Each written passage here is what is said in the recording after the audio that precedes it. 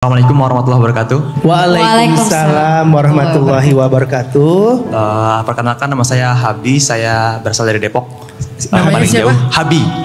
Habi. Jauh banget dari Depok ya kak ya. Deket ini Depok ya ini. Sebelumnya, alhamdulillah bisa ketemu lagi bersama Ustadz Hanan ya.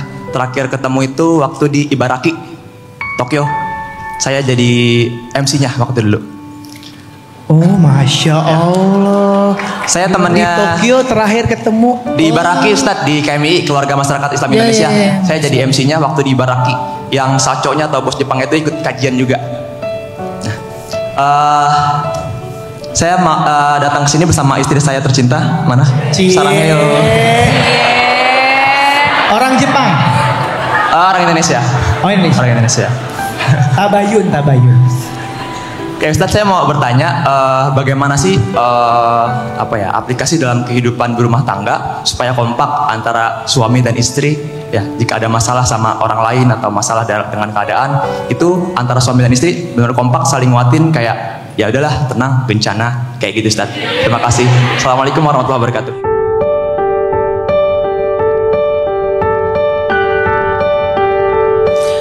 Rahasia hubungan suami istri itu adalah komunikasi. Walaupun love language-nya memang beda-beda, nggak semuanya word of affirmation kan. Ada yang kayak act of service dan segala macam. Saya sama istri saya beda love language-nya. Kalau saya act of service, segala dikerjain. Apalagi kalau lagi traveling, itu yang packing semua koper tuh saya. Packing saya, terus nanti check in di pesawat, masukin bagasi, keluarin bagasi, sampai di hotel ditata-tata. Keluar dari hotel, saya nggak mau tinggalin hotel dalam keadaan berantakan. Walaupun katanya sih hotel hacks itu adalah kalau kita keluar itu harus diberantakin ya biar ini ya. Tapi saya kayak nggak tega gitu dirapiin lagi. Mungkin itu hasil dari tinggal di asrama 6 tahun kali ya di pondok ya. Karena kalau misalnya dilempar koin sama ustadz itu si koinnya nggak mental, kita disuruh push up. Jadi harus sampai koinnya mental lagi. Jadi harus rapi banget. Jadi act of service. Istri saya quality time. Nggak harus beres-beres rumah. Yang penting bareng aja di rumah. Kalau saya sampai di rumah yang pertama saya lakuin beresin dulu semuanya. Udah beres meja makan udah nyaman baru saya duduk. Biasanya setengah jam pertama itu beresin meja makan terutama ya, karena kan tempat favorit kita di rumah itu meja makan. Dan di meja makan itu kita punya kesepakatan, bukan aturan, karena saya nggak suka bikin aturan, suka bikin agreement, kesepakatan. Nggak boleh gadget. Kalau kita makan kita nggak pakai gadget, kita ngobrol, deep talk segala macam. Dan ternyata di situ ketemu gitu banyak hal yang selama ini mungkin kita nggak ngerti. Oh ini toh maksudnya. Kayak saya misalnya pernah, kita kan beda ya, act of service sama quality time ya. Pernah saya ke mall nonton sama anak-anak gadis sama istri nonton. Anak yang paling kecil masih sekolah, pulangnya sore. Kita udah selesai nonton, dia baru datang dan dia nyusul ke mall.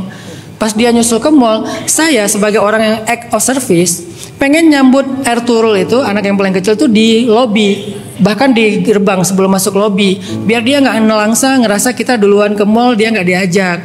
Jadi saya sambut dia di mobil, dia sama driver di lobby, seolah-olah kita masuk mallnya bareng kan. Kalau istri saya nggak ngerti maksud saya, dia jadi kayak santai-santai aja, dia masih nyari-nyari kayak window shopping gitu kan, nyari-nyari apa segala macam. Saya udah panik, langsung saya turun sendiri, saya tinggalin mereka karena saya pengen nyambut yang si kecil di depan. Begitu dia turun dari mobil langsung saya sambut, yaudah kita masuk bareng, seolah-olah masuk bareng, padahal saya udah lama di dalam ya. Yuk masuk bareng. Kalau nggak dia pasti bapak ninggalin aku, bapak jahat kan masih gitu ya. Ya udah masuk bareng. Nah di situ agak tegang.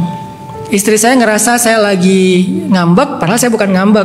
Saya ngerasa istri saya kok nggak ngerti gitu ya. Akhirnya kita makan bareng karena habis itu makan bareng. Pas makan itu cerita, Baba itu tadi tuh pengennya gini, kita semuanya nyambut Ertuğrul di depan biar dia ngerasa kita tuh masuk mallnya bareng. Oh gitu maksudnya. Kamu juga udah tegang, kirain Baba marah. Bukan marah, Bapak bukan ninggalin kalian pergi turun eskalator buru-buru, bukan. Karena pengen, saya kan koordinasi sama driver. Drivernya udah sampai di gerbang mall nih, berarti tinggal beberapa detik lagi, dihitung sedetik-detiknya. Sampai saya harus di depan situ biar anak pas datang, oh ya sedetail itu. Karena biasa nge-arrange trip kan sebagai tour leader segala macam di arrange. Jadi oh gitu ya. Kalau saya bilang yang penting kan kita bareng di sini, nggak harus di depan lobby juga. Yang penting bareng kan quality time. act of service bukan masalah barang. Ada siapa yang nyambut, bagaimana kita masuk ke dalam mall, kan nggak nyambung nih. Komunikasi kuncinya. Akhirnya jadi besok-besok tinggal saling ngerti aja lah gitu. Nah, hal yang kayak gini-gini tuh sering terjadi bukan karena kita tuh punya kekurangan, tapi kita punya keunikan. Bukan karena kekurangan aja, bahkan keunikan aja bisa bikin kita nggak kompak. Kan masing-masing punya fitrahnya sendiri-sendiri. Nah, cara menyambungkan itu adalah komunikasi. Nah, komunikasi diajarkan sama Nabi dengan banyak ngobrol. Nabi itu suka dengar curhatnya Aisyah. Aisyah juga dengar pendapatnya Rasulullah. Mereka sering ngobrol. Nah, hari ini mungkin kita perlu membangun lagi pola komunikasi masing-masing, kan beda-beda tuh. Ada yang komunikasinya misalnya pillow talk misalnya. Ada yang komunikasinya pas lagi makan misalnya.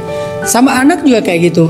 Sejak saya membangun kembali komunikasi intens dengan anak gadis, itu saya udah jadi kompak banget sama mereka. Jadi kayak temen kemana-mana, jadi kayak tim, partner. Apalagi kalau traveling, saya nitip bagi tugas segala macam. Itu udah jadi lebih kompak gara-gara komunikasi. Biasanya istri saya bagian megangin anak, saya bagian ngurus semua perjalanan. Yang cewek-cewek ini, yang gadis-gadis nih jadi asisten saya, karena saya sering jadi tour leader, dia jadi asisten tour leader biar dia mandiri kalau keluar negeri gitu ya. Ini Kak, cara check in tuh kayak gini, ini Kak cara ini. Kalau ada masalah di luar negeri, kalian ketinggalan paspor, kalian harus ke sini SOP-nya diajarin semuanya. Jadi mereka nanti sewaktu-waktu mereka misalnya bawa teman atau apa, mereka udah tahu SOP-nya. Jadi udah kompak kan? Tapi kalau nggak ada komunikasi, jalan sendiri-sendiri, masing-masing punya ekspektasi, punya angle berpikir atau persepsi, nggak akan nyambung. Jadi biasakan komunikasi dan nggak usah sungkan mengungkapkan apa yang menjadi ketidaknyamanan kita, dan nggak usah baper juga untuk mendengar ketidaknyamanan dari orang lain. Toh kan kita lagi nyari titik temu nih. Yang kita mungkin akan baper kalau dia mencela, merendahkan. Kalau dia bilang aku nggak nyaman kayak gini, ya udah, nggak usah cari-cari alasan juga, excuse segala macam, enggak. Dengerin aja dulu. Nah, disitulah keahlian berkomunikasi kita dilatih pelan-pelan sampai kita udah biasa aja kalau ada apa-apa kita ngomong.